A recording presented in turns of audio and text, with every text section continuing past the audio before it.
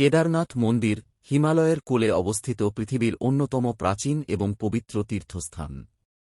এটি ভগবান শিবকে উৎসর্গ করা হয়েছে এবং পঞ্চকেদারের মধ্যে সবচেয়ে গুরুত্বপূর্ণ।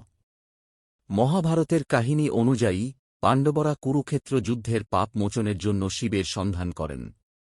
শিব রুষ্ট হয়ে কেদারনাথে লুকিয়ে যান। পরে পাণ্ডবরা তাঁকে সন্তুষ্ট করে এই মন্দির প্রতিষ্ঠা করেন। প্রায় ১২০০ বছর আগে আদিগুরু শঙ্করাচার্য এই মন্দিরটি পুনর্নির্মাণ করেন। ভারী পাথরের তৈরি মন্দিরটি প্রতিকূল আবহাওয়াতেও টিকে রয়েছে। ২০১৩ সালের ভয়াবহ বন্যা মন্দির এলাকায় ধ্বংসযজ্ঞ সৃষ্টি করলেও মন্দিরটি অলৌকিকভাবে অক্ষত থাকে। এটি আজও ভক্তি এবং বিশ্বাসের প্রতীক। কেদারনাথ মন্দির শুধু একটি তীর্থস্থান নয়, এটি আধ্যাত্মিকতা এবং প্রকৃতির মিলনের একটি অসাধারণ উদাহরণ। চ্যানেলটি সাবস্ক্রাইব করুন এবং আপনার মতামত জানান।